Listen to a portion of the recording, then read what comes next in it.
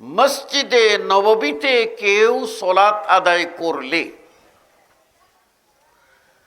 আল্লাহর ঘর কাবা বাদ দিয়ে পৃথিবীর অন্যান্য মসজিদের তুলনায় আল্লাহ রাব্বুল আলামিন 1000 গুণের চেয়েও বেশি নেকি দান করবেন।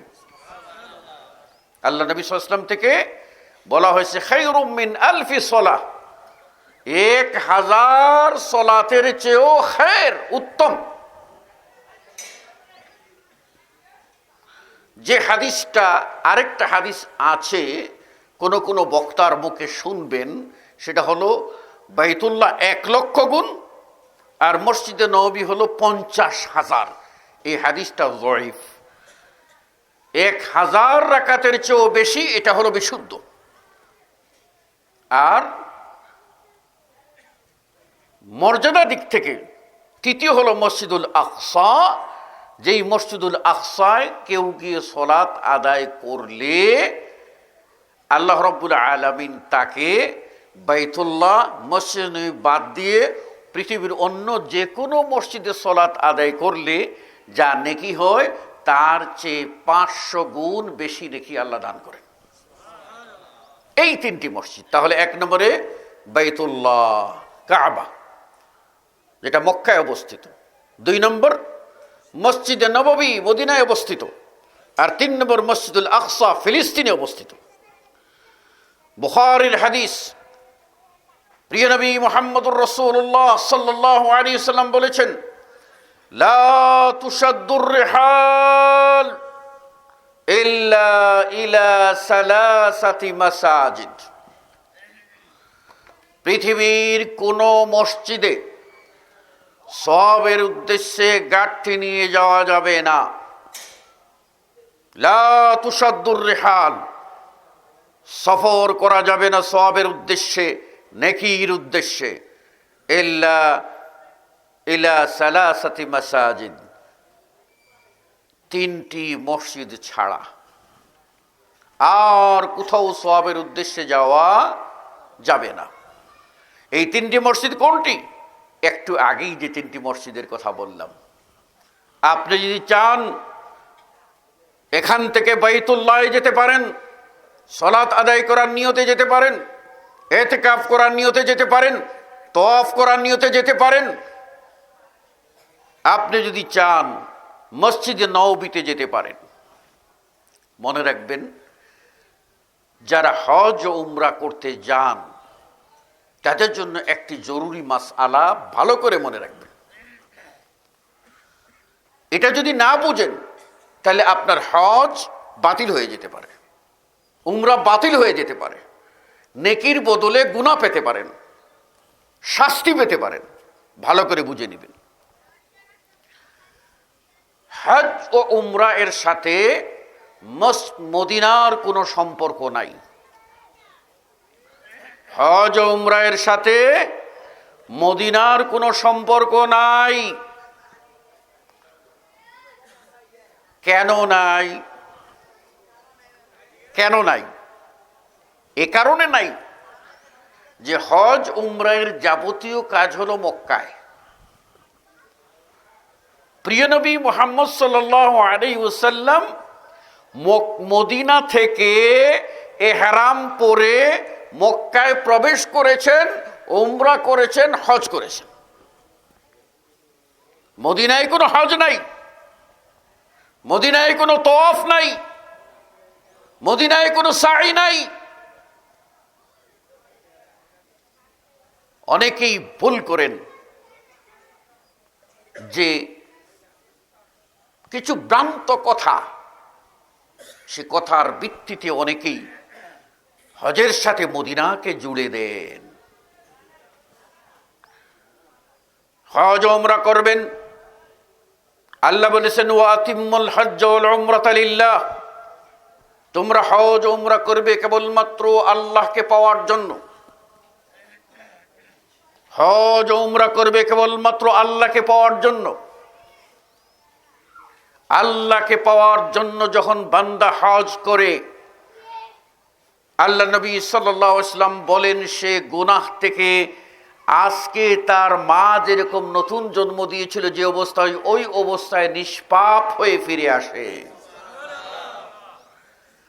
আর যদি উমরা করে, আল্লাহ নবী সাল্লাল্লাহু আলাইহি ওয়াসাল্লাম বলছেন, আল উমরাতু ইলাল উমরাতি কাফফারাতুল লিমা বাইনাহুমা, এক উমরাহ থেকে আরেক উমরাহের মাঝখানে যত গুনাহ করেছে সব সগীরা গুনার কাফফারা হয়ে যাবে উমরা। এই উমরার বিশেষ মর্যাদা হলো, কেউ যদি রমাদানুল মুবারকে উমরা করতে পারেন তাহলে এই উমরা বাকি 11 মাসের উমরার চেয়ে অনেক অনেক ঊর্ধ্বে। আল্লাহ নবী হজ করলেন 10ম হিজরিতে, ফিরে এলেন। মদিনার একজন মহিলা আক্ষেপ করে বলল, ইয়া রাসূলুল্লাহ, আমার ইচ্ছা ছিল আপনার সাথে আমি হজ করব, আমি যেতে পারিনি। নবী তার আক্ষেপ বুঝতে পারলেন, মহিলা কি করে আক্ষেপ করতেছে। নবীর সফরের সঙ্গী হতে পারল না, পৃথিবীর শ্রেষ্ঠ সফর বাইতুল্লাহ সফরের সঙ্গী হতে পারল না, কাবায় সফরের সঙ্গী হতে পারল না, হজের মতো বিশাল সফর সেই নেকির সফরের সঙ্গী হতে পারল না। মহিলা আফসোস করতেছে। আফসোস যখন দেখছেন, আল্লাহ নবী সাল্লাল্লাহু আলাইহি ওয়াসাল্লাম বললেন, ও আল্লাহর বাদী, ও মহিলা, তুমি এত নেকির প্রত্যাশী, শোনো, যদি আগামী রমাদান পাও, সেই রমাদানে গিয়ে তুমি উমরা করে নিও, রমাদানে গিয়ে তুমি উমরা আদায় করে নিও। তোমার ওই উমরাটা তা'দিলু হাজ্জাতান মাই, আমার সাথে হজে গেলে যে নেকি হয়, রমাদানে উমরা করলে সেই নেকি হয়। উমরা রমাদানে উমরা করলে এই নেকি হয়। এক্ষণে মদিনার সাথে হজ ও উমরার কোনো সম্পর্ক আছে কি? কোনো সম্পর্ক নাই। কেউ যদি বলে যে হজ করলাম, উমরা করলাম, মদিনা গেলাম না, হজই হলো না, তাহলে বুঝতে হবে যে আসলেই হজই হয়নি। কারণ তার নিয়তে আল্লাহর ঘর ছিল না, আল্লাহর সান্নিধ্যতা উদ্দেশ্য ছিল না, উদ্দেশ্য ছিল নবীর কবর। আর নবীর কবর জিয়ারতের উদ্দেশ্যে দূর থেকে কাছে যারা আছেন তাদের অবস্থা ভিন্ন। কেবল নবীর কবর জিয়ারতের নিয়তে সফর করা হলো নাজায়েজ, কেননা এতে শিরকের গন্ধ আছে। প্রিয় নবী সাল্লাল্লাহু আলাইহি ওয়াসাল্লাম বলেছেন যে লা তাজআলু কবরি ঈদা, তোমরা আমার কবরকে উৎসবের আসল বানাইও না, ওরস বানাইও না, মেলা বানাইও না, আড্ডার জায়গা বানিও না। পৃথিবীর যে কোনো প্রান্ত থেকে তোমরা আমার প্রতি সালাত আদায় করো, আমার প্রতি দরুদ পাঠ করো, ফেরেশতা নিযুক্ত করে দেওয়া আছে।